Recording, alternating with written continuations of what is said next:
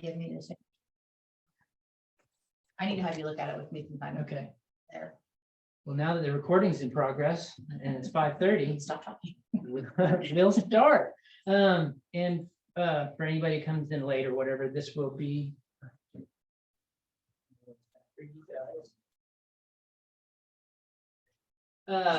This will be recorded, so anybody who's not here and misses the start can get caught up. So what we're going to talk about today is, okay, it must be on Zoom.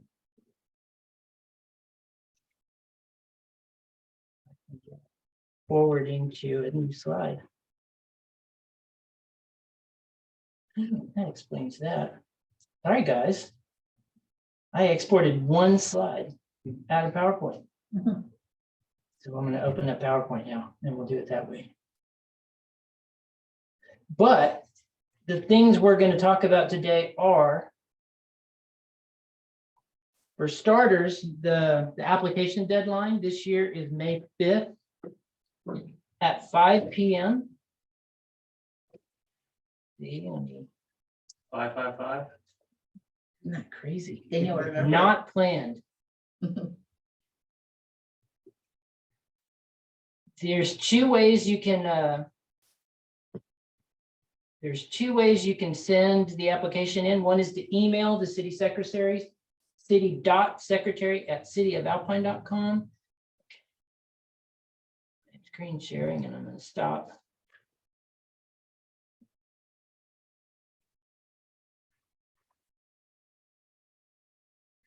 Full screen. Like it's going to help. It's not going to be as pretty because I'm not as organized as we'd all like me to be. Okay, so now it's not.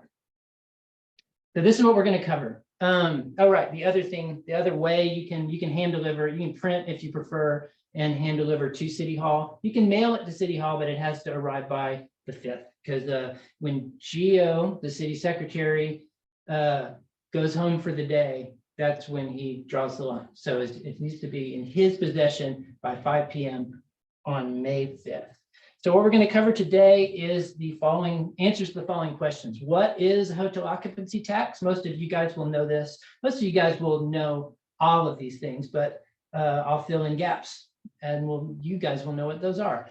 How do we determine what projects are eligible for funding? How can the money legally be used? How do we apply for a grant? And what is involved to make sure that a project is recommended to City Council for funding? So what's the hotel occupancy tax? It is based on state law. One thing that's important to realize, it's paid by our guests. It's not paid by the hotels. So the hotels administer it. They collect it. So obviously they have a cost, an administrative cost in doing so. It's also not paid by our local residents. This is money coming from outside that then benefits our community and economic development.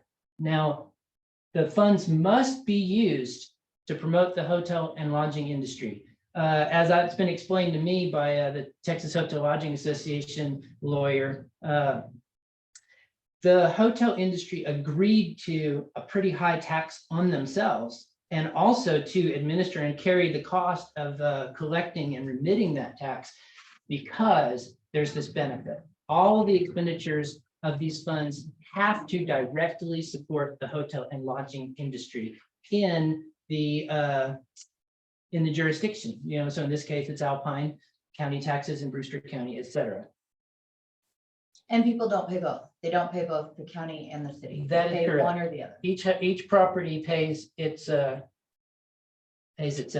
only the one that it resides in. Let's see. So how do they work? This is a basic structure. The applications come in before the May 5th deadline. We have a committee that is a city council approved. It's an official city board that reviews those applications and considers them against the criteria that we'll talk about later. They then prepare a recommendation that goes to the city council.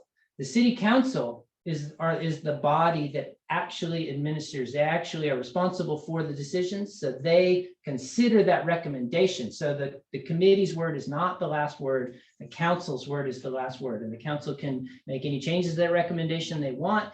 They can spend that fund or approve the spending of that fund in any legal form. But that's our structure. And to date, the council has always accepted our current committee's recommendations. So how do we know if a project is eligible for a grant? One of the most confusing parts is what is the date that these expenses will happen? Because the city has a fiscal year of October 1 through September 30th. All the expenditures, not necessarily the event, but the expenditures that we're talking about tonight are for the 2023-2024 fiscal year. So that means anything that would be funded under these applications would happen between October 1 and September 30th. October 1, 2023, September 30th, 2024. Now there's a weird case like the Big Bend Bluegrass Festival. It's early October. So that event, Cindy's here tonight and she's going to put in an application for that fiscal year. And that's going to pay for musicians at the start of the fiscal year in the first week of October, and then promoting the next event in the late summer and fall of the next year. And so that you've really got to think about every expenditure on your grant has to be incurred and paid during that fiscal year. So that, watch the calendar. The second thing that makes it eligible is, will it bring people to spend the night? And that's in the sense of it's not an afterthought. It really is focused on tourists. Now, it doesn't have to be 100%. You can have a party and invite the neighborhood, but you have to invite at least as actively people from outside to come and spend the night for it to be legal. And that's really what the committee is going to be looking at, is how well they think you're going to do at inviting successfully those people to come and spend the night in our hotels and lodging businesses. I'm going to go actually in more detail about this and realizing these are top levels and I have slides for each one. Then there's public art considerations and the legality, the different categories that we can spend the money in. As I was saying that, I was thinking I knew I had more text that I had typed these things I was saying. And so, yeah, here's those details on the dates. I'm going to leave that up for a second. So if folks are watching the video, they can ingest it visually as well. So as I said, the fiscal year, October 1 to September 30th, everything has to happen. It's like there's this titanium door on either end of that fiscal year, and no other year exists for the city. That's how those finances work. Then we have, will it bring people in? So said all those things verbally after typing them. And then I get asked a lot about, can this mural project get hotel tax funding? And the answer is yes, if, and in most cases, not really.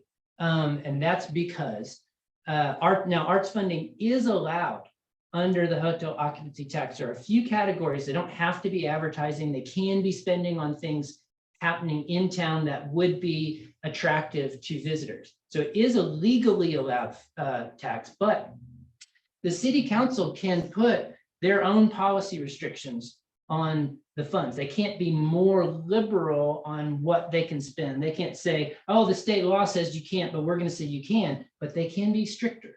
And so there was a policy decision made several city managers ago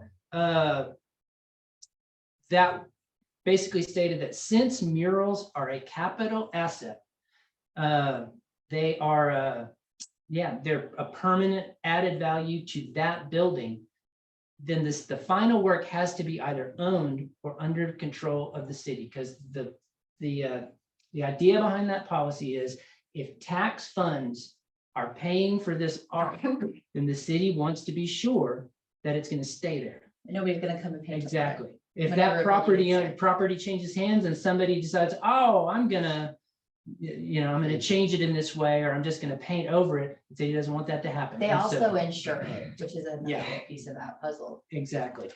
And so it is more complicated. People who there's a lot of great mural projects that have happened in this town that have been certainly deserving of support, I think, but they did not fall under this. They were successfully funded. That's another thing too, everybody should always consider, is that the hotel occupancy tax is not the only source of funding in the world, and certainly not for tourism or art related things. And so so that's how it works. Now, there's two ways that can happen. One, the property is the city's. And so one case where that happened is there's the dumpster shield on the alley that has a painting on it. That's in Art Alley, if you know where that is. It faces Avenue E between 5th and 6th. And that was painted by the Sul Ross Art Club, and it was funded by tax money because that's a city easement, and that structure that shields the dumpsters from view on Avenue E, that's city property.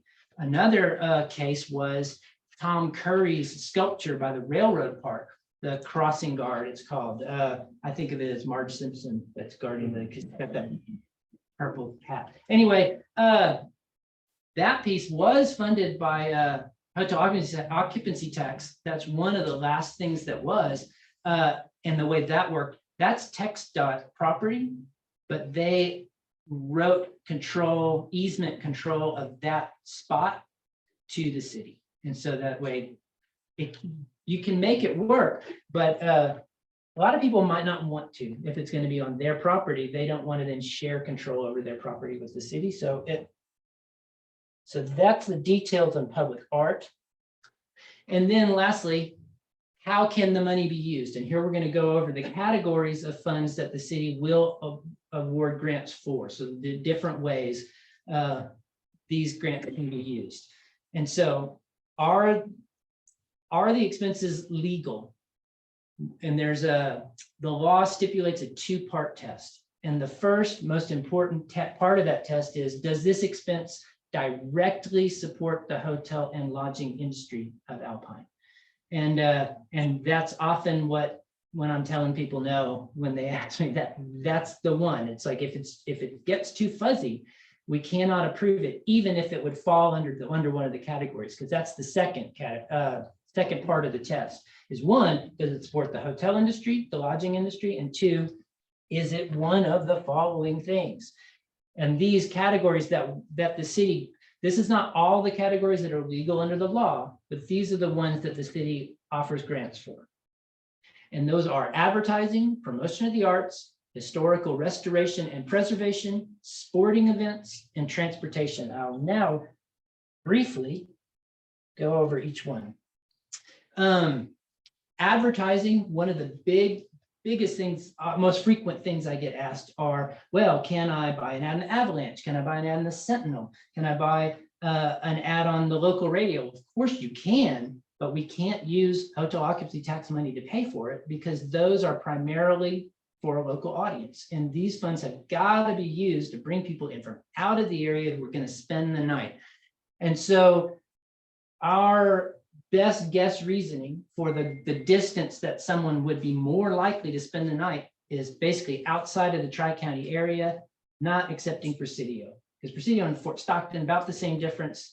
And at one point there was even, Fort Stockton, we could do it if it was a nighttime event, but a daytime event, no, it's too easy to do a day trip. We don't drill down that deep on that anymore. We just figured that distance, get outside of our 3 counties, not counting Presidio, and those ad funds I can approve for advertising expenditures under a grant.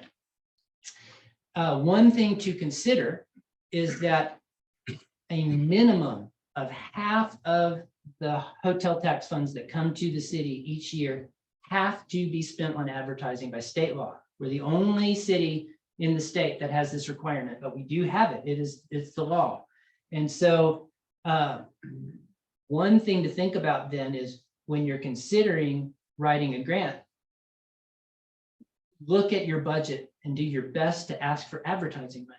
We got to spend it. It's easy for the committee to say yes, because we have this minimum requirement.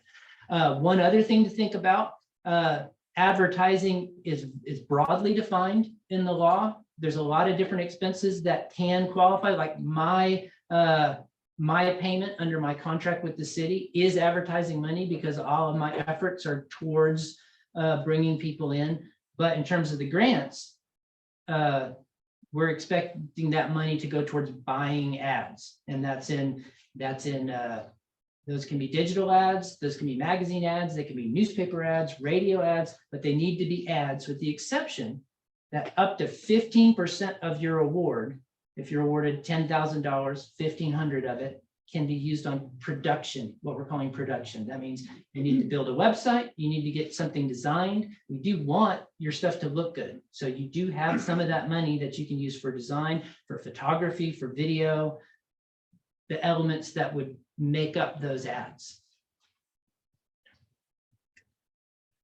Promotion of the arts is our most competitive category, because that state law that requires us to spend at least half of our collections on advertising says the maximum we can spend of our yearly collections is 15% on promotion of the arts.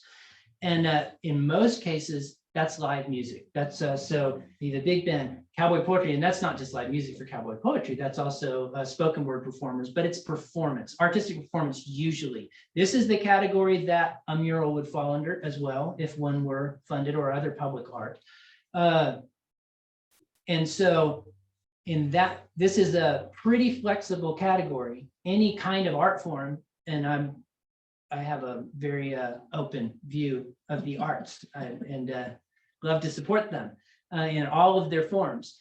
So it's pretty flexible on what we can use that money for, but always remember part one. It has to be something focused on tourism, something that is going to be, like in the case of a mural, it needs to be in public view in a place where visitors are likely to be. It could not be inside a home. It couldn't be inside of a courtyard. It couldn't be hidden away somewhere.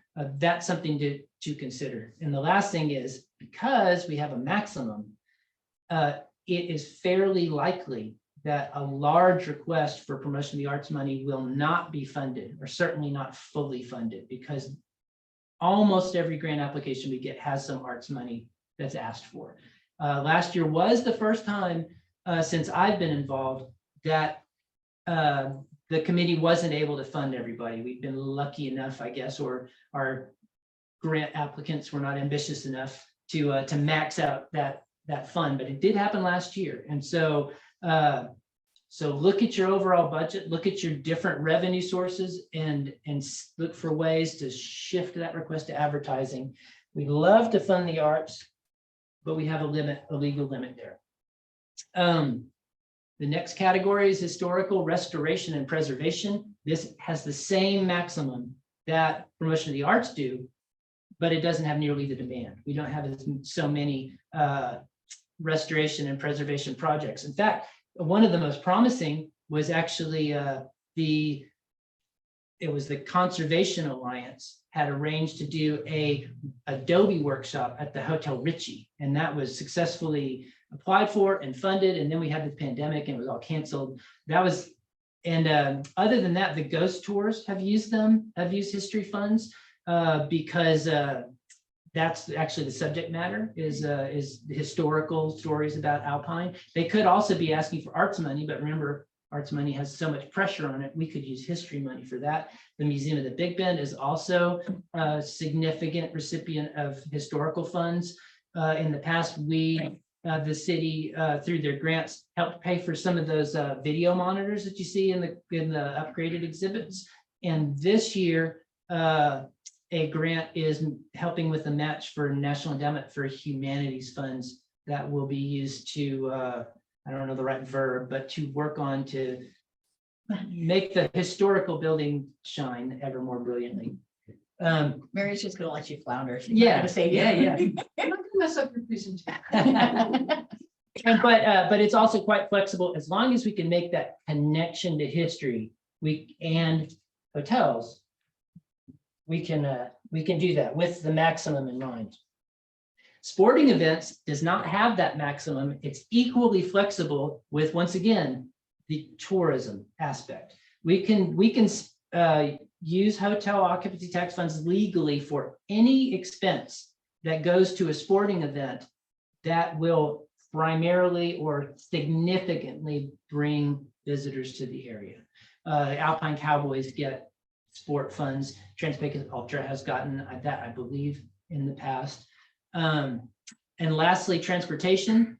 This is mainly intended for shuttle services with the explicit rule in the law that one end of the route needs to be a hotel, the start or the end of the route, ideally several points on the route. But that's the law. So we can do that. Viva Big Bend, I don't think have ever asked for transportation funds. They do shuttles between the communities. Cowboy Poetry has done for the last couple of years. And it's a modest request for that. So how do we apply once we decide that our project is eligible? The application and guidelines are online at cityofalpine.com. In the menu, you look for how do I, and then there's another menu under that that says apply for. And you look for how to occupancy tax grants. Actually, I typed funding, but it's grants. Again, the deadline is May 5th. And as I said at the very start, you can email that application, which is probably preferable, to city.secretary@cityofalpine.com. Or if you prefer to print and work on paper, you can deliver it to City Hall before that deadline, and they'll scan it in and distribute it to the committee. The one thing that's new for everyone who's applied in the past, there's a list of attachments on the application. And that list is here under these bullets: total project budget, marketing plan, schedule of activities or events, attendance estimate, and economic impact. All of those things this year have to be included in the grant application package. These have always been listed and required on paper, but in practice, my approach is always to do what I can to make sure good projects are funded, and I'm not that concerned as to how paperwork savvy the applicant is. If they can put on a good event, I want to help them get their funding. And so the committee also has always been very encouraging to applicants, and one of the ways they've been encouraging in the past is letting the crossed T's and dotted I's of these things slide when those are not present.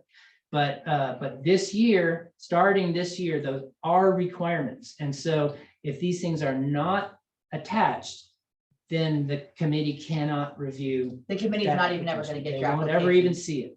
And so each of these, total project budget is just what it says. It doesn't have to be super detailed, but the committee needs to have an idea of what size of budget are you working with and what are your revenue sources? Because one of the things that the committee really wants to see is that you have multiple revenue sources and that you aren't trying to make an event solely with hotel occupancy tax dollars. It has happened in the past. Events have been funded in the past that way.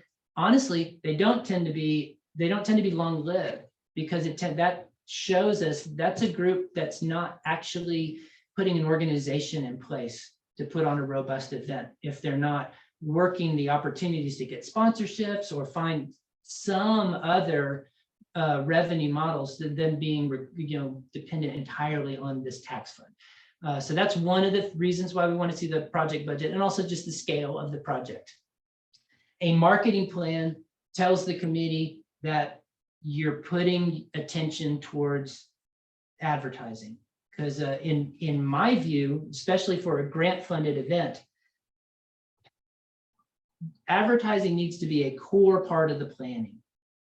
A lot of people can put on a great event, but they're just not used to thinking about promotion outside of putting flyers up. And we can't even put flyers at Porter's anymore. I was about to say put flyers at Porter's, but they don't have a bulletin board anymore.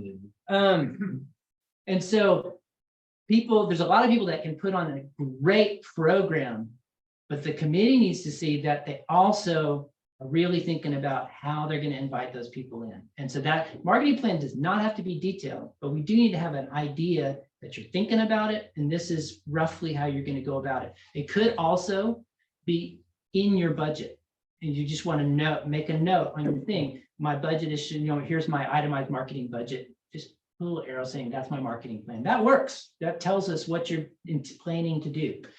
A schedule of activities and events. Most events have done this, but some of them just kind of give us the date and the name, but we need a little bit more as to when and where what you're gonna do and what's gonna happen on if it's an event. If it's not an event, then an idea of the time frame for execution of the project, whatever it is.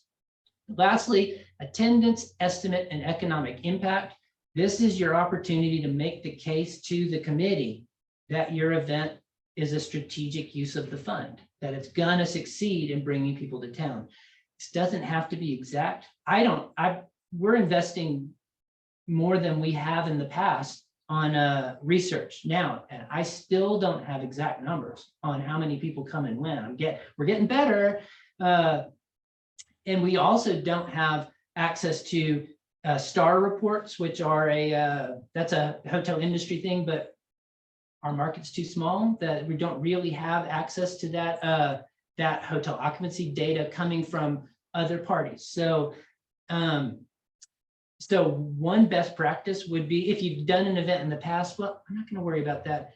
I'm just going to say, give some indication. If you've done your event in the past, then your report should include that, and just maybe attach another copy of your report, or just some notes on what you think's going to happen, and make that case to the committee. I'm going to stop rambling about that.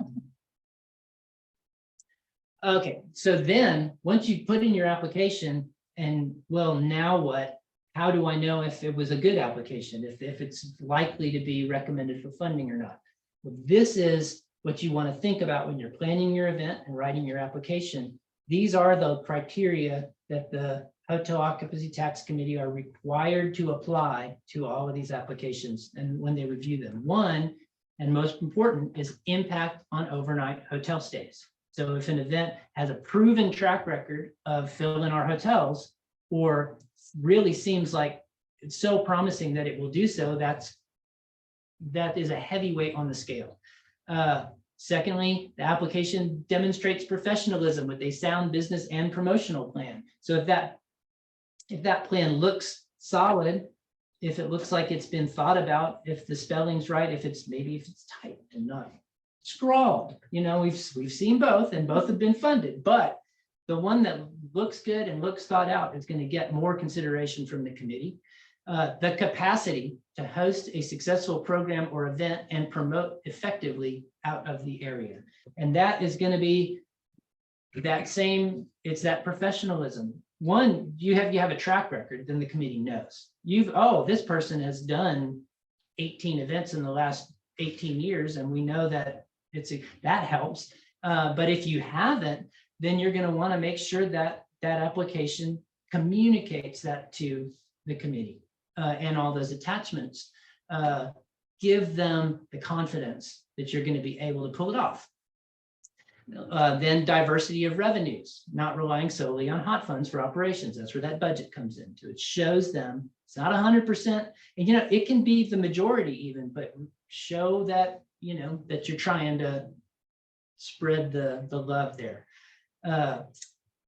This is another new change: receipt of final report from previous year's grant. This was always required, but in a lot of cases, I let the personal knowledge that the event happened and my conversation with the event organizer afterwards suffice. And I would then, and I do, I'm ex officio on this committee. I don't have a vote, but I answer the committee's questions. I tell them my observations of how things went the previous year. And sometimes I'm the one giving input on the capacity to host a successful program or event based on how I've observed things going.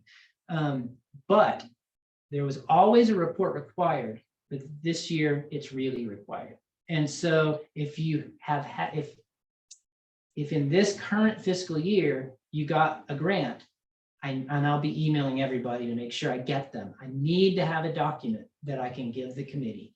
And if I don't have one, yeah. I need to do that, but I Yes. don't really know what you're looking for.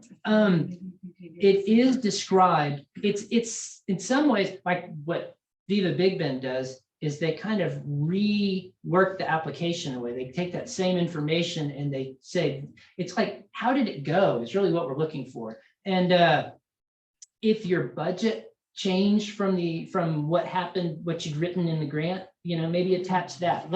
Give us a picture. It doesn't have to, like I said, it doesn't have to be super detailed. It can be a narrative, but what I'd like to see is, one, how you feel like it went, specifically in terms of, did you get a sense for visitors coming from out of town?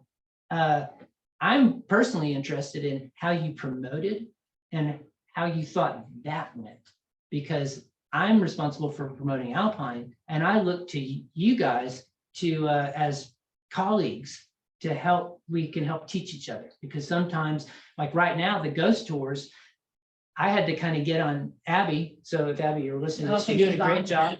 No, I know she's not on, but she might play it later. So I had to kind of push her a little bit, because I wasn't seeing a lot of advertising expenses. And she's the PR profession. So most of the stuff she does is not expended. So she contracted with a PR firm to get earned media, so you're having a professional reach out to all the magazines. And that's not something that I've done for the city yet. So I'm keenly interested. Well, how does it go? So she's like sending me the work product from that firm and things like that. So if you guys, I want to know how you're promoting and how you thought it worked, and if you're going to try something different next year and what that might be. So those are the kind of things that I would like to see in the report. But mostly it's, how did it go?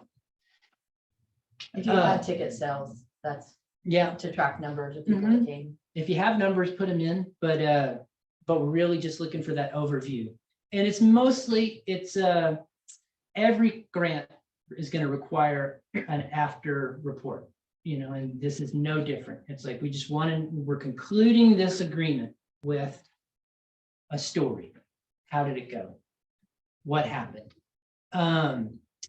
Then the last two are kind of similar. Encouraging new events and activities is a priority, and innovative programs is a priority. There are certain events that happen every year that are proven value. The Museum of the Big Bend, a huge percentage of our visitors come in there. Viva Big Bend, Cowboy Poetry Gathering, Art Walk. These are things that we know drive heads to beds and have a long track record, and we want to continue supporting them. But we also want to things come and go, and we want to incubate new things. So if you have a new great idea, the newness and greatness are supposed to be considered by the committee. That's all the information I really have. So our next workshop will be after the council votes on their recommendation. That's going to happen July 18th. If all goes well, the committee is going to meet twice in June after we process the applications. And so the next workshop is, great, you got this grant, now what do you do? And that's where I'll go over some best practices for putting on an event, but particularly how do you get the money? How does that work? And I'll go over all of that the next workshop. And lastly, I'll just leave that on the screen, which is the same, that first slide. It's the deadline and how you submit. So They should know if they're asking for money that a lot, you have to pay for it up front, and then you get reimbursed from the city. So if you're asking for a huge chunk of money, we're not just going to write you a check for that. Right. You have to spend your own money, have some revenue source to spend your own money first. yeah, now we can pay an invoice. The city prefers to reimburse. You would collect the invoice and the proof of payment, and then we would write your entity a check for that amount. But in the case of advertising, mostly we pay the magazines and the newspapers directly. That's not a problem, but I'll go over all those details. I just don't want someone to ask for a big chunk of money that they can't. That actually use. Yes. That's right. Yeah, and in no case does the city ever write a check for the grant amount to the organizer. you know, and then ask for an accounting of how it was used. That is not how it works. It's gotta be, I approve every single expenditure to make sure, and I look at it against that two-part test, every single one. And I look at the paperwork and say, okay, do we have the request for the funds, explaining what they're for, and the proof that the funds were paid? And if I don't, then I have to go back to the folks and we don't write a check until we get what the auditor needs, basically, to ensure that we're taking good care of the tax money. I have a question Yeah. about that with, in regards to online advertising, so things like Facebook boosts and stuff. Is that just something we should expect to front and then we get reimbursed? That's exactly, and in fact, that's how the city does it too. I actually bake into my contract our social media advertising budget, because city credit cards are impossible to deal with. And I'm contract. I can't get it. Why would the city give me a credit card? I'm not even an employee. And so I use my credit card, but and then it's just part of my, when I do my budget and my proposal. And so I spend that, use my credit card, and then just when I pay monthly, it's just part of the thing. But so similarly, yeah, you're gonna use whatever credit card is appropriate for your entity.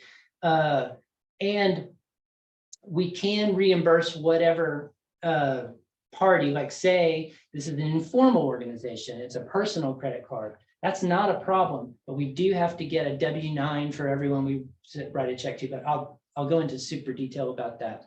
But yes, the answer is yes. Yeah, you'll run your card and then give me the documentation and we'll get a check back. Any other questions at all? You got all the time in the world. If we're gonna have a sporting event or something like that, is there anything that funds cannot be spent on for that? As long as the sporting event is that we're all confident that it's going to be attractive to and bring in people, then no, it can be anything related to that. Can it be spent on the infrastructure though? That's it. Well, you know, Because top funds can be used on infrastructure. that's a good question. It's going to be up to a point, because some of this is going to be a prioritization. If you're looking to build a stadium, you usually have to pass a new kind of taxing authority to make that happen, or do a bond issue. It's not usually something you're going to do, but as I say, if we run into questions on that sort of thing, I go back to Justin Bragel, the lead counsel for Texas Hotel Lodging Association, who's the expert, and he'll write you right back and say yes, no, or if you did it this way, then yes. But in general, I'm not aware, like we've done uniforms, baseballs, you know, things like that for the Cowboys. It's quite broad. We did some communications equipment for Trans-Vegas Ultra. I wonder if your bibs would, well, the bibs is what we had talked about before for races. Yeah, yeah, there's no reason it wouldn't. Yeah. Bibs and run the race, and so you have porta pots and everything else. Yeah, and you know, and my rule of thumb would be, if you see an opportunity, if it was something like that, if you ask for at least as much as you're asking in sporting money, maybe twice as much in advertising, that's gonna show the committee that it makes sense to use it for that sporting event, because they're confident that people are actually going to be invited from out of town successfully, because they know your application is balanced this way. But you can like hire more serious runners if you have those things, so that's kind of. Yeah. Yeah. But yeah, those are completely acceptable. We just have to ensure that it's going to bring people in. I've got a question for you. Okay. I'm from the Maddie. big. Hey, how are you? So, I'm from the Big Bend Ranch Rodeo, and we're looking at applying. It's been a long time since we've applied. Yeah, several years. Yeah, we don't really have many advertising expenses because the nature of our event is it promotes itself. Since it's a Mhm. sanctioned event of a larger organization, they do a lot of the promotion, and the teams that are come to compete in it promote in their hometowns. We send out press releases and that kind of thing, but we don't have advertising expenses. Well, you know, What- in your case, Viva Big Ben's in a similar situation, actually. And I think you guys are actually really analogous here. Because like Viva, they have built, because they sell most of their tickets, their passes online, they have a robust just email list. Stuart he can fill the event just with email. He promotes more than that, but he doesn't need our advertising money, but he really needs our arts money. But he has that proven track record, and he can convince the committee that he's actually going to bring people into town, because he always does. The Ranch Rodeo is actually the exact same situation. It is a incredibly longstanding and successful event. So I think if in your attachments to the application, you're going to want to make sure that assume that there's a member of the Hotel Occupancy Tax Committee who does not know what the Ranch Rodeo is. That's not the case. They will, but pretend like they don't, and tell them about your track record. And in your case, that will take care of it. But also tell them how the promotion does happen, saying we're not spending money. And when you put in your marketing plan, you can say, this is how we're going to get the word out. But that can include stuff that you don't have to pay for. Okay. That's And- the plan. It doesn't have to, necessarily be expenses. Okay, well, and say we skip ahead and say that we're approved. We're curious, one of the reasons we stopped applying in the past is we weren't able to use the funding. There were so many limitations on it. What our expenses are paying for our judges that we bring in from out of town that we're required to have, or paying for the livestock that we're required to have.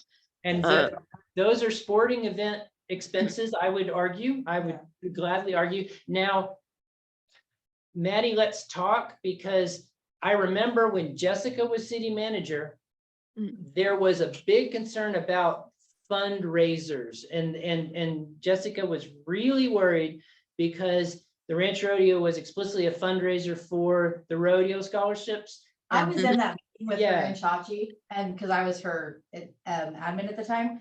And the worry was that our money was being put towards the scholarship. The hot fund money was being put towards the scholarship. So as long as that's not how the hot fund And money we is. know it couldn't be because Yeah, we were that's writing checks what, for that's those what the whole expenses. thing, it was a big miscommunication. Okay. I was always confused about it, but I was gonna say, I would want to check with our current city Yeah. manager and make sure we didn't have any issues there, but yeah, That was like the big question, and it was like, that's not how your budget even was set up, so I think it was, Okay, like good. I said, a huge miscommunication. yeah, but Maddie, let's talk and we'll make absolutely sure before there's any problems, but yeah, that sounds like 99.9% sure that's not an issue. Well, because like this stuff is fundraising for all of her, Yeah. for the Family Crisis Center and for. Yeah, and that's similar to the question of like profit-based versus nonprofit. And some folks have felt, oh, well, shouldn't this money be just for nonprofits putting on events? Well, this money doesn't care who puts on the event, or honestly, yeah, Art Walk raises money Yeah, for for scholarships. scholarship too, so We don't- it shouldn't be differentiated at all. Yeah. The tax fund doesn't care what the other revenues raised for. They care about the hotel industry, because that's the whole purpose under the law. And so if it's a good event that's providing value to visitors and bringing them in to spend the night, then that's the thing that's important. So if we, in our grant application, specify what we want to use it for, and it's actually for the production of the event, and we have a pretty good sponsorship base other than that, and specify that that's what's doing the fundraising, does that kind of help with that? Yeah, I think it would. And yeah, you're just going to be requesting under the sporting events category. Okay. That works. Thank you. Yeah, absolutely. I want a question from Ben. Yeah, got a question around like production expenses. Yes. So like an event, like a sporting event, and as well as Viva Big Bend, they have some similar production costs of like porta potties, things Right. like that. Or for Viva, they build Mm. stages. Is all that paid out of, like for Viva, is that all coming out of promotion of the arts budget? Whereas like a sporting event comes out of sporting, even if they have some overlap on things they're spending money on. What we've in the past, the kinds of production expenses that sporting events is broader than arts, I would argue.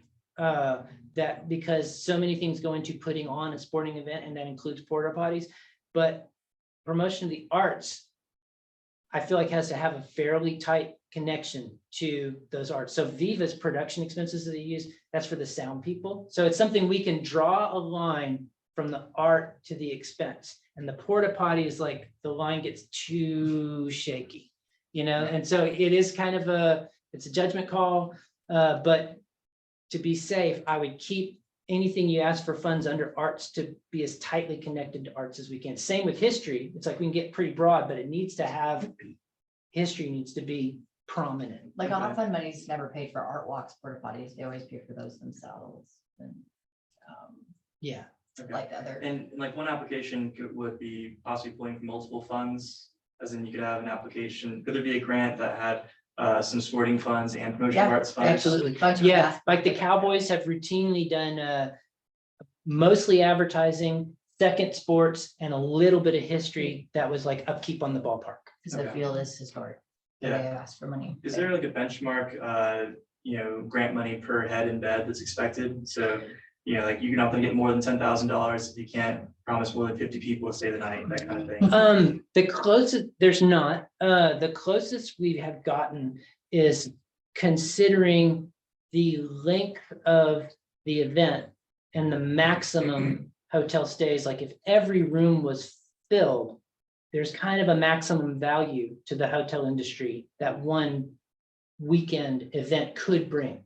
And so the committee does think about what's too much for a weekend, to invest, if the return is going to be, and it's unquestionable that there are secondary and indirect returns on successful events. People come back again, people hear about an event that they don't come to, but it's one of those little connections and they then come later. That's all true. It's not quantifiable, but it's value. So you can make an argument to spend somewhat more on a successful, well-promoted event than it actually brings in hotel stays. That's not a problem, but there is a line. And in general, kind of 20,000 is kind of the average high-end Mhm. grant award. And how many people, how many, night stays in hotels is that usually supposed to be paired with? You're so much more of a number guy than me. I'm just looking for, well, when I speak to the committee, because the committee makes a decision and I don't, and then the council makes a decision and I have even less to do with that. But yeah, robust promotion and the opportunity. If it's a new one, then, a new event, then we're looking for a likelihood, but we're really, if it's a new one, we're really looking at that promotion piece, to ensure, because that way, even if that event doesn't actually bring people, we know the advertising happened. We know that the people saw it and Alpine got in front of all those people. Even if it wasn't the event for them, they still got the message that, things are happening in Alpine. I'll file that away for my next trip consideration. So I don't. And we have some grants that ask for like way higher advertising dollars than others, simply because where they're advertising and they tell us where they want to advertise is a higher cost magazine. Like Mhm. print is always more expensive. And maybe their publication they're going into is very specific audience. So those are always higher for the return on investment Yeah. than larger publications. So that's the stuff that they include in their application that they're looking at, like, because sometimes the dollar amount, you're like, whoa, that's really expensive.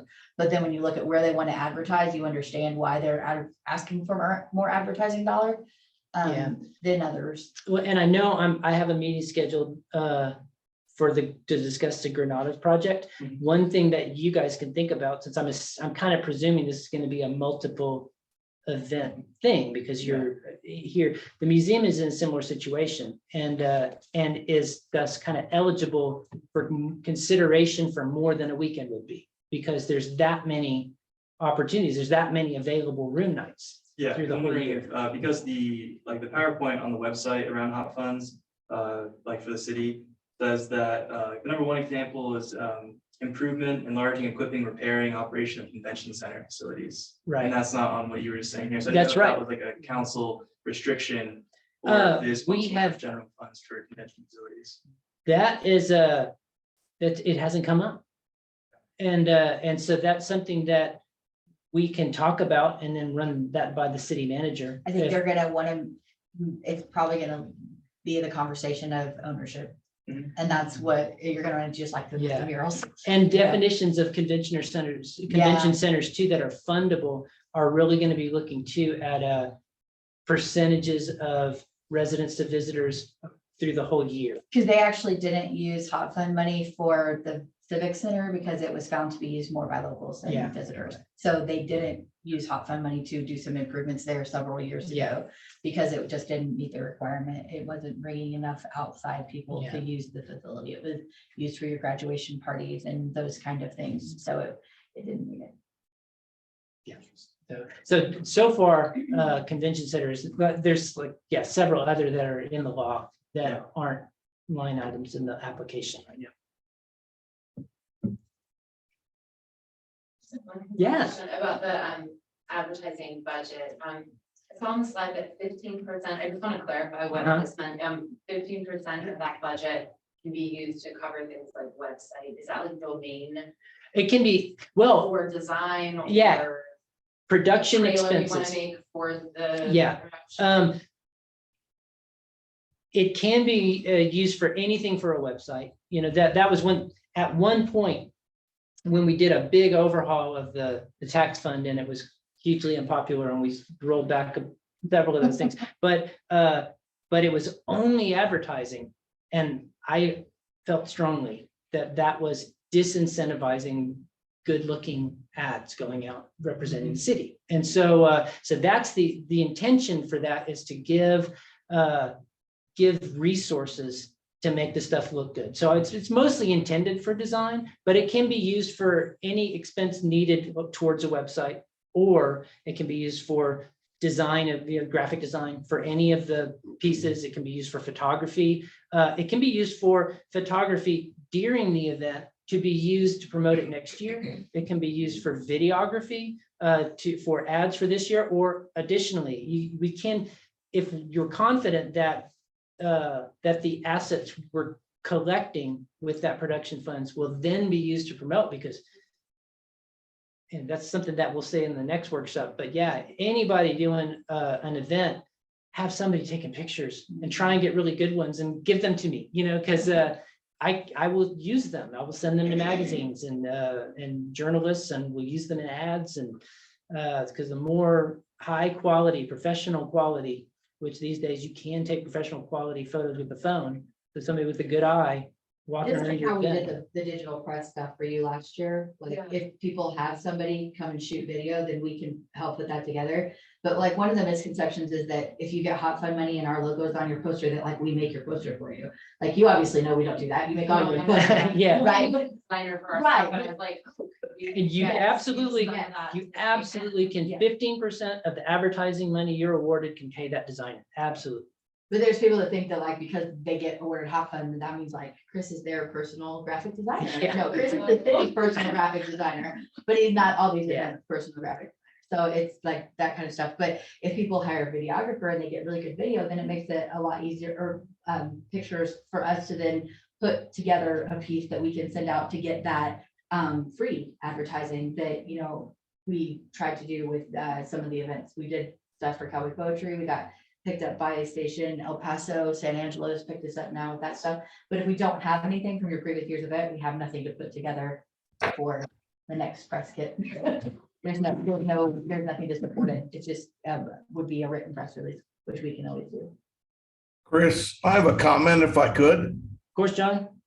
One of the nice things about the way the city manages the funds for your grant is that, for example, it will help keep expenses in the community. For example, Printco will print up whatever it is that you need and do a fabulous job, I might add, and can bill the city directly, so you don't have to worry about it in your budget other than the amount that's being spent. That is true. One thing to think about with Printco, because the thing most events use Printco for is posters. And we can't pay for the printing on the posters that go up in town. So if we get a Printco invoice, you gotta prorate it and tell me what percentage. I'm most likely to trust you, but you do have to tell me, what percentage of these posters actually went outside of that. So a distribution plan is absolutely necessary for that print. So if we're paying, printing is an advertising expense, not a production one. because that's the actual ad that's being created, if it's a direct mail piece or a poster or a brochure. But for printing, we absolutely have to see the distribution plan. And we follow this for like us too, like, if we're having something at the visitor center and we make a poster for it, it has to come out of my operations budget. It does not come out of Fritz's advertising budget, because it's only going up locally most of the time. If we're doing it, if I'm making posters and I'm hanging them at Porters, well, now we don't have Porters, but I hang them all over, then I don't use Chris's advertising for that. It has to come out of the operations Yeah. side too, because I'm not taking them outside of outline. Yeah, and visitor centers are another one of those legal categories that we Yeah. don't give grants for. Would you then ship posters to locations or have to drive out? to the customer's You or house? somebody, if it's Yeah. posters, yeah, you or somebody else is gonna have to get them there somehow. And is that reimbursable? It is, I would question its advisability, is that the most, is that the best use of advertising funds? Yeah, No. and so, yeah, it'd be legal, but I would maybe argue for something more cost effective. Hey, you will.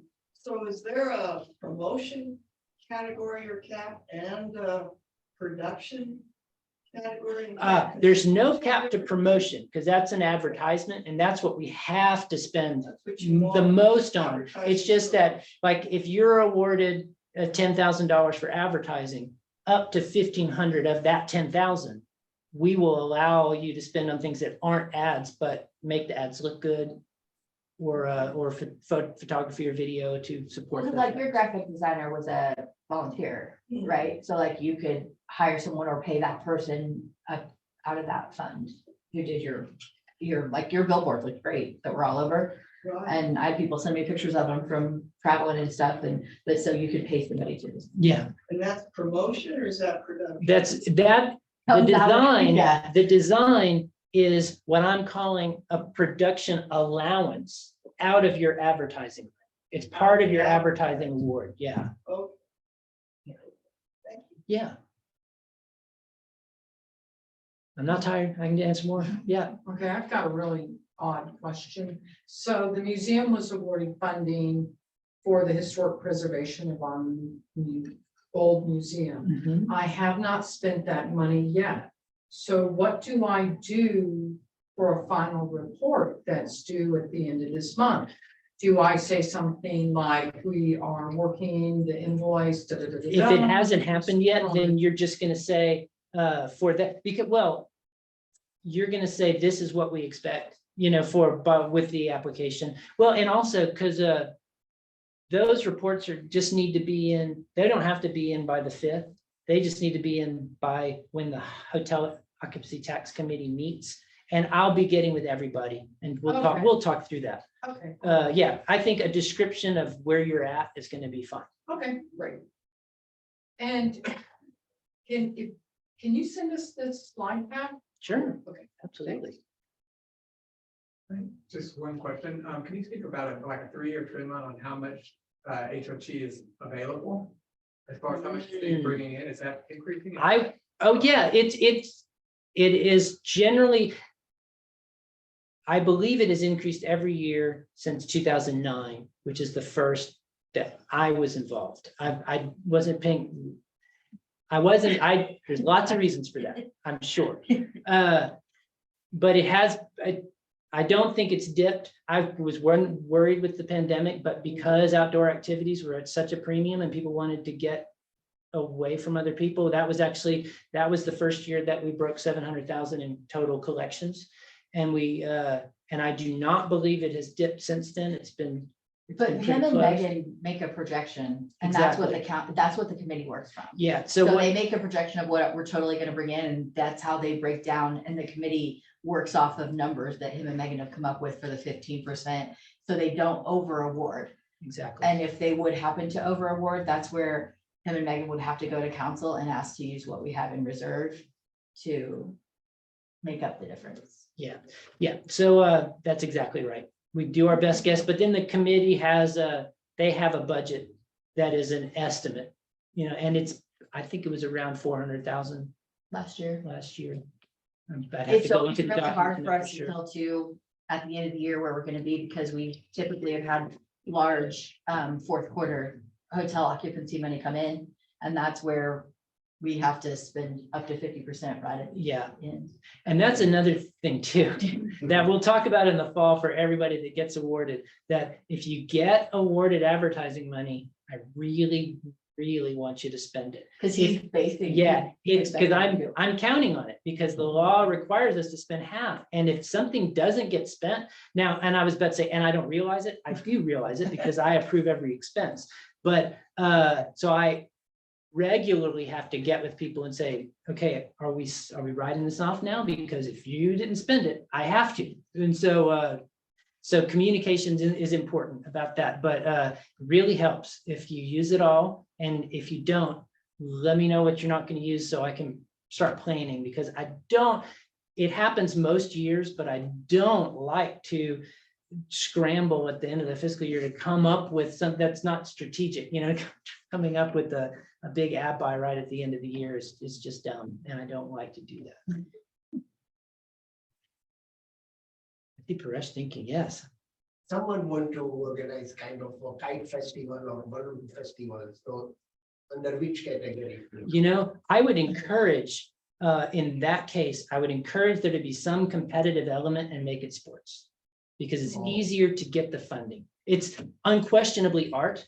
And so there would be no problem funding it, but there's so much competition for promotion of the arts that if you can make it competitive and call it a sport, it's going to be way easier. The glow in thing that they used to do would definitely, like, because that was a concert with Yeah, all that was the balloons art. and everything, that would definitely be And art. kites are art. They're Yeah. both balloons and kites are visual art. No question. I just went to the, And it definitely outside visitors will come here. yeah, Yeah. and I just went to the Dallas Adventure and Travel Show last week, and there was somebody there, I need to look and see who it was, that has a balloon festival, that would be a really good one. Like Chris and I had talked before that maybe the way to bring a balloon festival back here is like a flyover, and they make a stop here on their way to, Albuquerque or someplace, because there are a lot that leave Arizona and come that way, and that's all over Arizona's advertising the balloons and all that. So that might be a way to get it started again. And I'll go back through my stuff and look and see where it is in Texas that was doing something. Cause I saw it and I was like, oh, that would be somebody that maybe we could piggyback off of and get it going here again. Cause it was very successful, but it's very expensive. Balloons are. Balloons probably cost more than Here's kites. a quick thought. That Yeah, John? remember Ronnie Harris, when he was in charge of CASA, he was a good promoter. And do you remember the spam carving contest that he had? Well, it brought all kinds of people around. So it doesn't, you don't have to have Picasso necessarily. Right. That's true. And the spam carving contest can also be sporting. We can call that sports because it's a contest. Let's think about I keep just encouraging everybody that if you're doing something really artistic, but you can find a way to use that portion of your budget that's for promotion, takes the pressure off that fund, because then there's more to go around. That's where if you sit down and you think about your budget, you can shift the money, which is what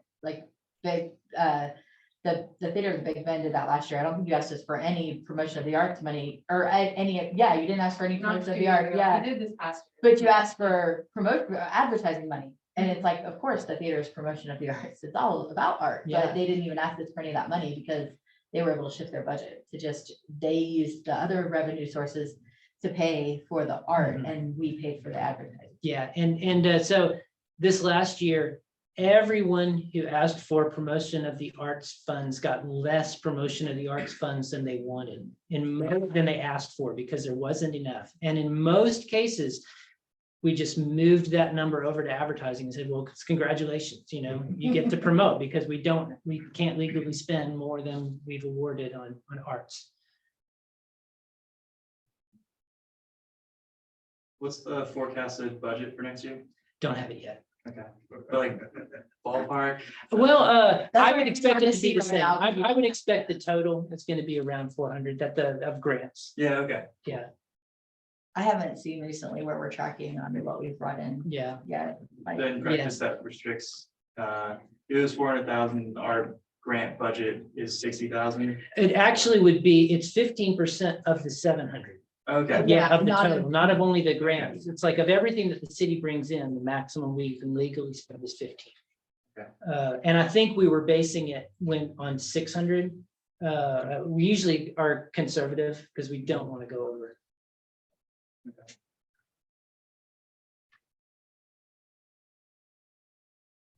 Okay. Thank you guys for coming and asking good questions and thinking about doing good things to bring people to town. Appreciate it. Thanks, please. Yeah.